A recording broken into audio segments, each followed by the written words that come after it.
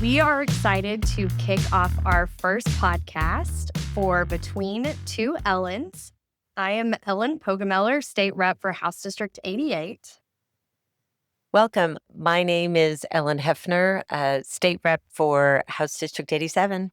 And we put together Between Two Ellens with really the goal of trying to bring issues, topics that we see at the Capitol, people that we talk to throughout our own districts, throughout the state, to try to bring that to the community at large. And you always talk about, Ellyn, that it's about policy. It's about policy and the details, how it affects at the street level, sometimes getting up in that big building, which is a beautiful building, but we talk about all the high level, and the effects on Oklahomans is something that I like to talk about. And you, so especially with your past and what you've done in the state. So I'm looking forward to our first guest. Yes, me too.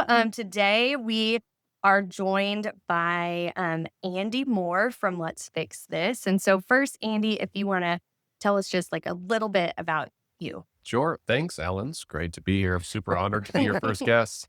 Let's Fix This was started in 2016 in response to a state budget crisis that we were facing. I was not in politics. I worked in public health and mental health. I'm a licensed counselor, but saw a clear need. It was starting to really impact people's everyday lives. People who didn't pay attention to politics, and so I created it I made a Facebook event to get people involved. Really to take them to the Capitol and build relationships with our elected officials, which is something we all know we probably should do. We should make phone calls and write letters, and we never do. But it's right down the street for those of us who live in Oklahoma City. And so try to do it as a low barrier way of just come. We'll do it as a group. I had no idea it would take off. It turns out Oklahomans really do care about this state, and they want to be involved. They want to have a voice that matters. But not everyone's sure where to start. So we try to create opportunities for people to be more engaged with politics, to build those relationships. And then we've learned there's a lot of education that we need to do in our state around how politics works, how government works, how elections work. And so over the next few years, started doing a kind of a deep dive into how did we get here? What are the decisions or the policies? I love a deep dive. that led to the problems that we see, right? Governor Stitt talks about being a top 10 state, and we know that we're bottom 10 in so many things. We're top 10 in bad things, bottom 10 in good things. And when you drill down to it, the system, the structure by which people get elected, right? Close primaries, gerrymandered districts, huge influx of money in politics. We see these as corruptive influences on good government. And so since then, we've kind of been fighting to change that. Yeah, I love that. And so we are so glad that you are here talking about really state questions between two Ellens. And so we know that there are several ways that initiatives can get to the ballot. And we really want to focus on how individuals can have a ballot initiative that is from the people and that moves from signatures to questions. And so hoping you can kind of walk us through that process and then changes that have kind of occurred since last year. Yeah, for sure. I mean, the state question process, right? The initiative petition process is not unique to Oklahoma, but we were the first state to include it in our state constitution. About half of the states, about 26 states, have some form of an initiative petition process. Ours is arguably the most onerous, as one might imagine, for our state. And so in fact, several years ago, 2019 and 2020, I had the opportunity to lead a state question or a ballot initiative campaign to trying to end gerrymandering. Learned a lot more about the process that I had read about, but experiencing it was very different. And as you said, Ellyn, there have been some recent changes that really make a negative impact on the process. So not currently, let's just step back. If someone wants to get something on the ballot, what's their initial process look like? Yeah. So we talk about state questions. There's three types, right? There's a constitutional amendment. There is a statutory amendment or a regular law amendment, or just a regular law statutory change. And there's also a veto referendum, which is a way for the voters to veto a bill that the legislature passed. That's kind of a special case. I'm going to set that aside. The other two are the main ones, right? So things a state question arrives on your ballot either because it was initiated by voters, by citizens, or it was referred there by the legislature. So in the case of a constitutional amendment, the legislature cannot amend the state constitution on your own. I'm going to say yours because you're legislators, Mhm. but you can't do it on your own. It has to go through a vote of the people, which I think is good. Like Mhm. there's a step there of like, this is Mhm. our constitution. We should have a say in it. But citizens can also initiate that. And we can also initiate regular legislation. Um, and, um, the process starts with an idea, right? Of like, how, what is it you want to change? Does that change, like, could it be a statutory, a regular law? In many cases, especially for big things, um, it's probably in our state constitution. Oklahoma has a very long, um, detailed state constitution. There's a lot of stuff in there that probably shouldn't be, but so that's why we have to amend it as we go. Um, in general, I'll kind of just give you like the Yeah. top line. Yeah. So, in general, the steps are, write the policy, file the policy, survive legal challenges, Mhm. collect signatures, and then, educate and persuade voters until you win, or when it's on the ballot. So eventually we get to vote on it. That sounds like a really rosy overview. It is much more nuanced and difficult as we go along. Well, you brought up legal challenges, so there's something currently that maybe we could talk about, but Senate Bill 1027. But I'd like to go back and just talk about something that was put on a ballot that the Oklahomans got a vote for, and that we have now. So if you could describe one of those things that worked, and then also describe something that the amount of maybe questions that do get on the bill that get on the ballot and then don't get passed. hmm Yeah. So I said earlier, it's a really difficult process. When it comes to signature collection alone, Oklahoma has one of the highest threshold, like the highest number of signatures required of any state, but with the shortest time frame. So we'll only have 90 days to collect signatures we need. And in general terms, like you're going to need 200 to 250,000 signatures at a minimum. Mhm. When you break that down, I think right now the actual number is about 180,000 for a constitutional change. Well, that comes down to 2,000 signatures a day, every day of that 90-day period. And just the idea, like the logistics of how do I get volunteers, or even how do I, pay people to go collect 2,000 Mhm. signatures a day? That's part of the reason that like many campaigns don't ever make it to the ballot, right? Aside from the legal hurdles and everything else. It is a very high bar. It's overwhelming. It is. Most states allow at least 6 months. Some allow like a rolling 12-month period. And so we have one of this. I was on a call yesterday with some folks in Missouri who are collecting signatures to try to change their initiative process. And they're like, well, we've got 6 months. And then they all kind of said, sorry, Andy, Oklahoma is a hard time. Good luck with that 90. That's right. We would love to see that changed. The So a good example of one that has been successful in recent years was in 2020 Medicaid expansion. And this is a good example for lots of reasons. First of all, it wasn't just a harebrained idea that a few, voters had one day. It was a long term, a decade long effort. So the Affordable Care Act passed, about 10 years before, back during the Obama administration. And then states were kind of slowly expanding Medicaid one by one. There was a clump at the beginning and then it was kind of trickled in, which is how a lot of stuff happens nationally. Oklahoma was one of the last states to expand Medicaid, but it was discussed in the legislature several times. There were proposals put out by agency directors, by the governor, or not by the governor, but agency heads. And eventually the legislature passed Medicaid expansion or a version of it. And the governor still vetoed it.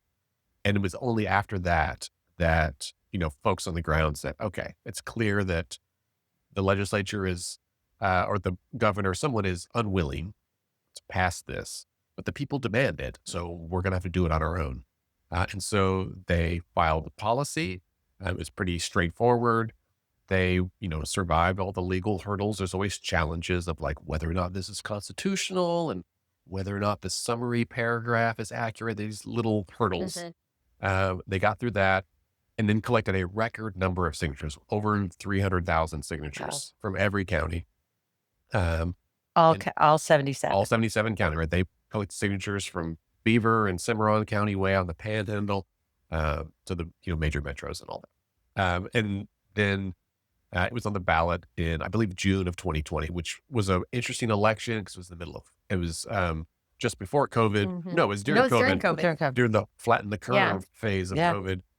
So it was an unexpected election. So lots of mail ballots, lots of challenges there. And it won narrowly, but it won.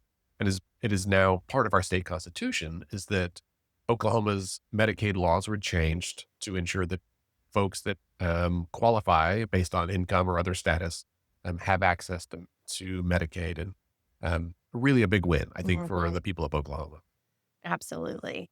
So over the last 2 years, we have passed at the legislature legislation that has made it even more difficult than you were describing. So ensuring that there's longer challenge periods and that the collection period is, while it's 90 days, there's more requirements on where you can collect those signatures. So can you walk us through the impact of Senate Bill 1027, which is still in legal limbo, Yeah. but if it's approved, this is what it would look like. Yeah, so you're exactly right. So last year before last, there was a bill that passed that changes the challenge period. So there's in the process, there are 2 windows where anybody, opposition, like anybody could challenge some element of the initiative that's underway. So typically it's at the beginning, right after you file. There was a 10-day challenge period. So the state puts out notice and you had 10 days to file a legal challenge. Folks felt like that was a little too short.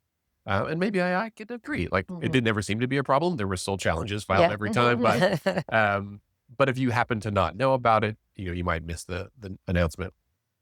And so rather than expand it to like 2 weeks or even a month, the legislature expanded it to 90 days. So 3 months of time, which for the campaign means you're just kind of sitting around waiting to see if someone's going to file a challenge, knowing it's probably coming. And those always get filed on the last day or so. Right.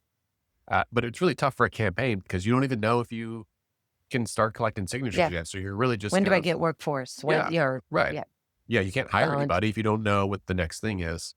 And so they expanded not just that challenge period, but there's one towards the end after signature collection. They expanded that to 90 days as well. So together, that's 180 days of essentially waiting around time for the campaign, which is ironic because the campaign only has 90 days to collect signatures. And so, but those 3 things together, right? Well, that's 9 months worth of time just around challenges and collecting signatures.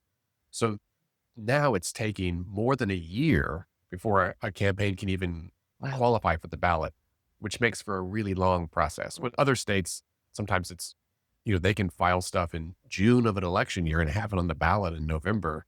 That is not the case in Oklahoma. We really have to plan and then fundraise. How do you hire staff? How do you hire organizers or keep volunteers engaged for, more than 12, 15, 18 months? That's a long time. And then a little bit about state question. Yes, Senate Bill. Senate Bill, the collection of people's signatures. Yeah. So this year in 2025, the legislature passed Senate Bill 1027 that made a bunch of changes to the process. It changes limitations around who can collect signatures, and you have to wear name tags. And if you're paid, you have to know who you're being paid by. And there's limitations on who can fund state questions. It says no out-of-state entities can fund state questions, which I think invites opportunity for, money to just be routed through intermediaries. There's ways of, there's loopholes to all this stuff. The signature collection process itself there was a change to the form a few years ago. And there's only been one campaign that's gone through it so far. Where the form has to be scannable by a computer so they can read it. And in the past, a campaign, when they were cleared for signature collection, would just go out and collect signatures everywhere, right? You're doing 2,000 a day or more. You're just out wherever you can. And you don't get to pick when that frame it so like it might be in the middle of winter when no one's out and about. So you're trying to go to parking lots and go to churches and just The state fair would be a Yeah. good one right now. the state fair would be huge for several reasons. One, because you get people from all All of- 77 counties who Mhm. come to the fair. That's right. So and that brings up the really, I think, contentious and arguably unconstitutional element of this bill is that the bill put the cap on the number of signatures that can be collected from any one county. So it's capped at, the formula like varies based on the population of the county, but it comes out to like around 11.5% it's 11.5% of the turnout in the most recent gubernatorial election. So you need a degree in math to start figuring Right. this out. And, some data to go pull on. But that means that for less populated counties like Cimarron County or Beaver, some of those ones Mhm. like out in Western Oklahoma, several of those are capped that only 74 or 85 people from that county would be allowed to even sign the petition. Wow. Anything more than that would exceed Right. the cap and is unnecessary. And the same thing in the metros, Oklahoma City and Tulsa, you have a cap. It's obviously a higher number, but the percentage is lower. And so the goal by the authors of the bill said, well, we want to require campaigns to not just go to the metro areas. Well, that's never been the case. Any campaign worth its salt is going to go to as many counties because you need votes from every county, That's right? right. These are not urban issues or rural issues. Also, people may move around or visit, right? Like I've been to a monster truck rally at the fairground here and sat next to some folks who drove in a couple of hours from a rural area. And like people do come to the cities often. And so you still have to like over index on outreach in the metro areas, especially during football season, state fair season, all that kind of stuff.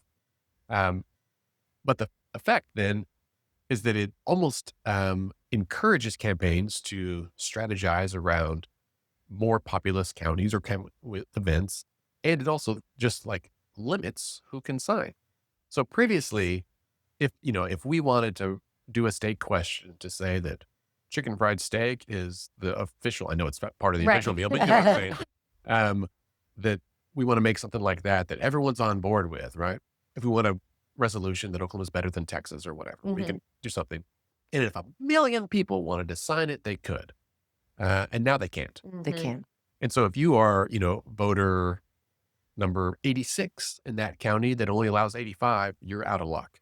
And that, I think, really speaks to the heart of like, canceling voters' Yes. opinions, which is not at all that's not the representative democracy that I would like to live in. We spoke about a friend that you and I both have, Nancy Ward, who is a disability self-advocate. She was great, helped with ADA to include people with IDD. But she would always tell me that any restrictions that we put on voting or signature collection or any kind of rules that we have or laws that are placed that are restrictive, that they affect people with disabilities. So because of, not having a bunch of services in our rural areas for people with disabilities, especially specialty doctors, they've had to move towards more urban areas to get the caregiving and help. And so their signature would be one of those that would be kicked. That would be that 86th one or whatever, or they just wouldn't be able to participate, especially at such a quick time, to be able to transportation to get places, to go out and to be that 90-day window.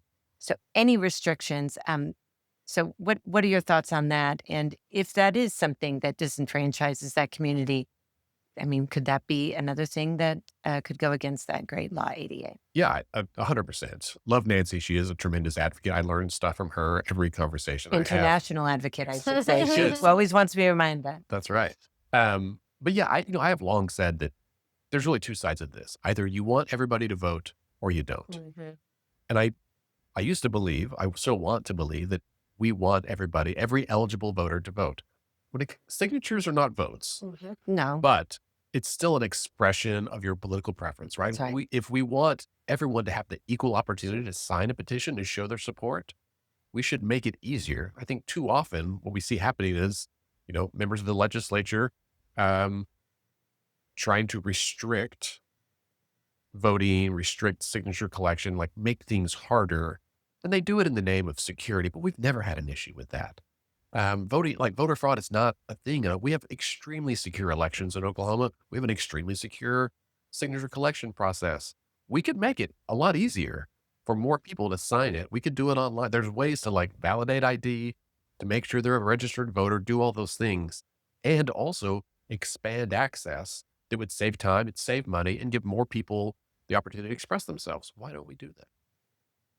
So, one of the other things we talked about with you go through that whole process, and then the governor gets to decide when it goes on the ballot. Mhm. Yeah. So, for example, the minimum wage bill or state question. Mhm. I can't even remember when all of the ballot, like all the signatures were That was collected. that was last summer? Yeah. So, so right now there's state question 832 will be on your ballot in June of 2026. And we know that because in 2024, they collected signatures, turned them in, qualified, and the governor said, okay, we'll put it on the ballot back, like a year and a half from now. The way the law is currently written is that once it qualifies, a measure is assumed to be on the next, I think it says the next regular ballot, Mhm. which is weird old language that needs to be updated. It says the next regular ballot. And the courts have always interpreted that as saying that means the next statewide general election, which only happens every 2 years in November, right? So it's either a presidential election or the midterm election. But it is up to the governor to put it on another ballot of an election that's already scheduled, or he can call a special election in a weird month, right? He can call and be like, oh, we're going to vote on that in February, surprise. And that is purely like a political move, right? The governor puts it on ballots that they think, or their party thinks is going to be advantageous for their position on it. Like if they support it, they'll put it on the easiest ballot to win. And if they don't, they'll put it on a really hard or a weird month ballot. They could put it in December when no one's thinking about voting most years. And so the governor, by putting it off, he moved minimum wage to a primary ballot, years from the time that it happened. And that means you're going to have a primary electorate, which tends to be fewer people. They tend to be more partisan. And because it's Oklahoma, it ends up being more Republican and not as many Democrats and certainly not independents who are, blocked out of like Republican closed primaries. And so it skews who is even eligible to show up. Yeah. Or not who else. It skews who is likely to show up. Anyone would be eligible. Right. You could turn out for this if it's on the ballot, but we kind of, people aren't as motivated for one thing as they might be for a whole ballot of people and things. So yeah, again, something else we should change.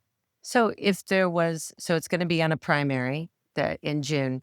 And let's say that in a district that does not have a Democratic primary, they'll have a separate ballot if they want to show up just for the state question. Yeah. So, and that's comes to the way ballots are constructed. They usually the state questions appear on their own page. Yeah.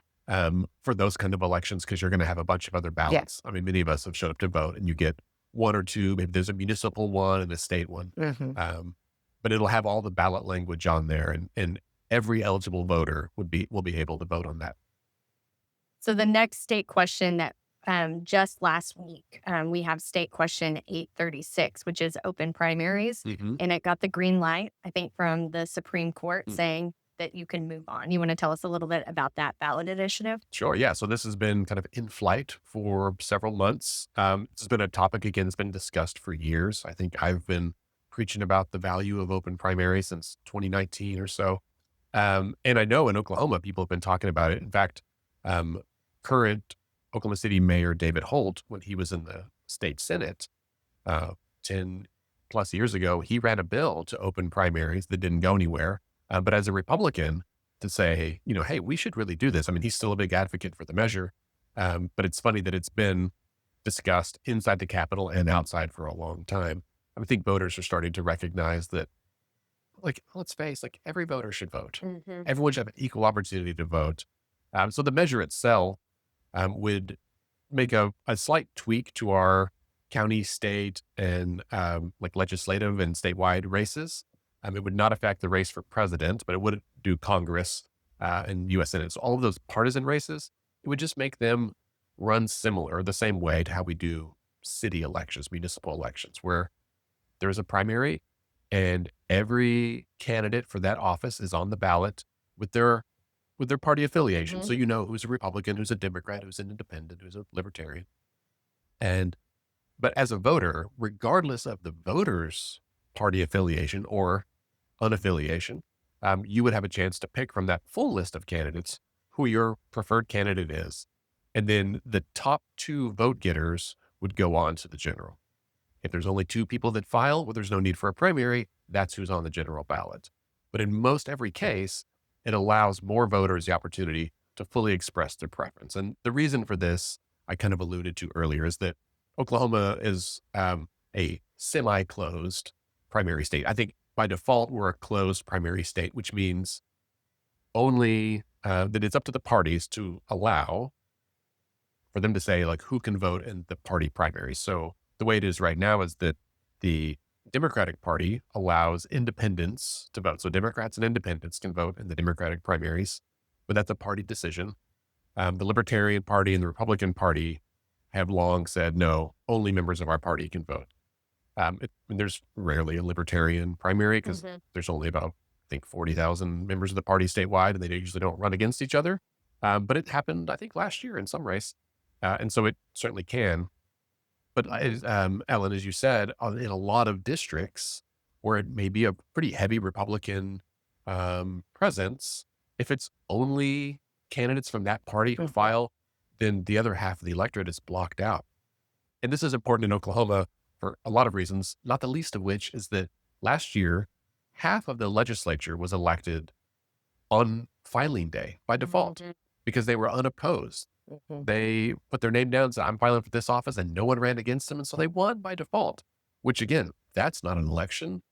That's as a reminder to all of us, like sometimes just showing up is all it takes. Um, and then, so that was about half people just won by default. And then another quarter of the legislature was elected on primary day in Mhm. closed Wow. primaries, in races that were in theory only competitive among them. Uh, these are publicly funded elections. Our tax dollars pay for this. We believe that every voter should have the right to vote. Mm.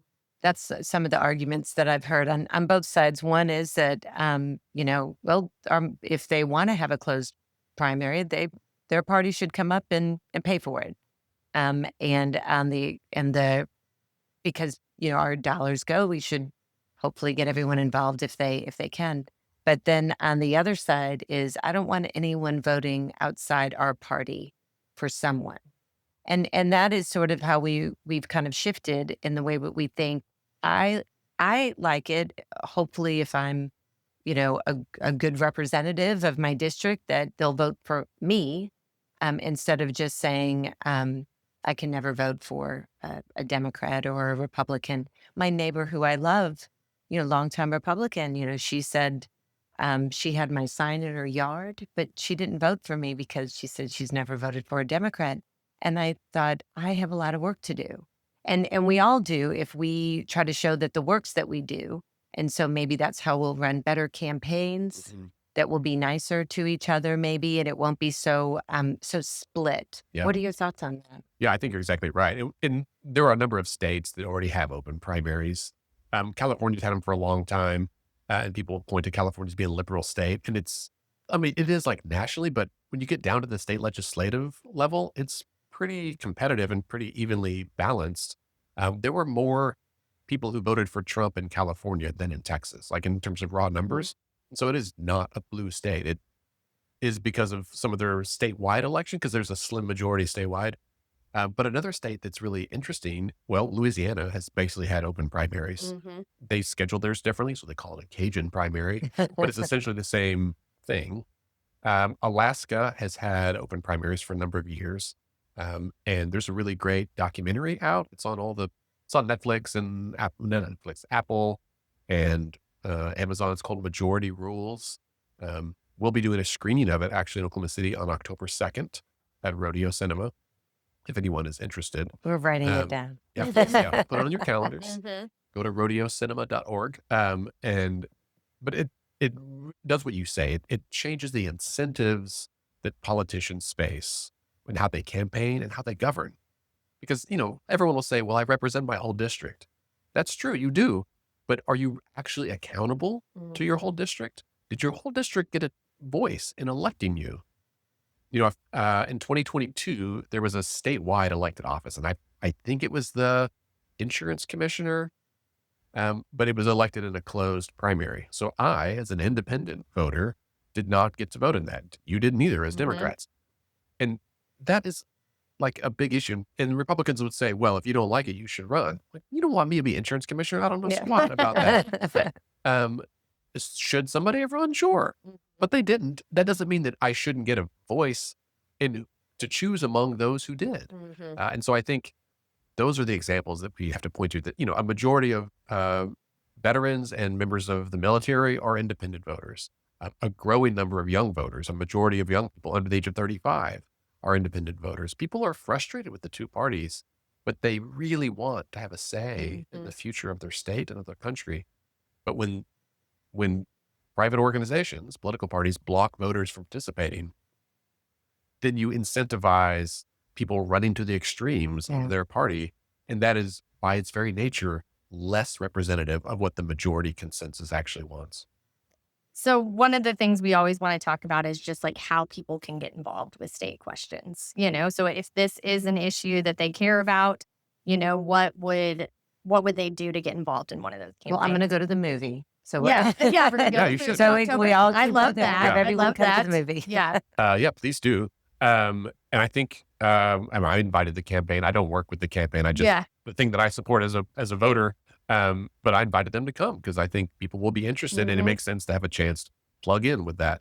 Otherwise, you can just reach out. I mean, if you Google this stuff, you Google open primaries, Oklahoma, you will find the website. It's yeson836.org or .com or whatever it is. You can find it that way. Same thing with minimum wage, right? Like, they've qualified for the ballot, but now they've got to persuade everyone and educate, because not everyone knows it's going to be on the ballot next year. And so they've got a lot of education. So this is a good chance for, if you believe that our minimum wage should be raised over time to $15 an hour, you should get involved. You can reach out to them. Again, Google minimum wage Oklahoma or minimum wage campaign Oklahoma. I think it's called Yes on 832. That's a way to do it. All of the state question, like information about campaigns, like the status, is on the Secretary of State's website. There are some other state questions that are in flight, as we say right now, dealing with a range of other issues. There's not a bunch, and many of them may not qualify, but they're out there. And I check that website. If you go to sos.ok.gov and then you click on the executive legislative button, then you can search state question. It's on there. It's hard to find, but it's there if you know where to look. And then I think another great way people can be involved is if they're unsure, if they're wondering if someone's working on something. Do you care about animal welfare? Do you care about healthcare rights? Do you care about abortion? Do you care about budget and tax policy? Do you care about, right to farm, right to work, all this kind of stuff, right? Do you care about reforming the initiative petition process to make it better? They can contact their elected officials who might know, like if your constituents, Ellyn Pogemiller, I'm one of your constituents. I reach out to you all the time with questions to see if you know someone working on something. That's a really effective way. And folks are always happy, and you're welcome to email me as well. Awesome. Well, we are so glad that you joined us on Between Our Two first one. Ellens, our first one. We talked about having a fun way to end our podcast each week. And so we would love our listeners to engage in this, send us questions, but we'll start out with our guest. Ask us a fun or interesting question you would like to know about the Ellens. Ooh, this is a good question. I'm going to try to refrain from any contentious political issues, I think. But Thank you. you guys both have kids. Cereal is a thing. Can I ask a two-part question? Do you have a favorite cereal? This is not sponsored by anybody. But do you have a favorite cereal? And more importantly, is cereal an adequate or an acceptable meal for dinner? I'm a definite yes. I am empty nesting right now, so cooking a big dinner although I love to cook, it's kind of nice and very comforting to have a bowl of cereal. If oatmeal is considered a cereal, which I Ooh, do believe it is, I think that's a nice nighttime cozy for me. And I'm a basic cornflakes kind of girl too. So it's a never it's considered having oatmeal for dinner. This is mind blowing for Yeah, me. and I also would not call but I guess so it it's can be a depth in that. cereal. Definitely.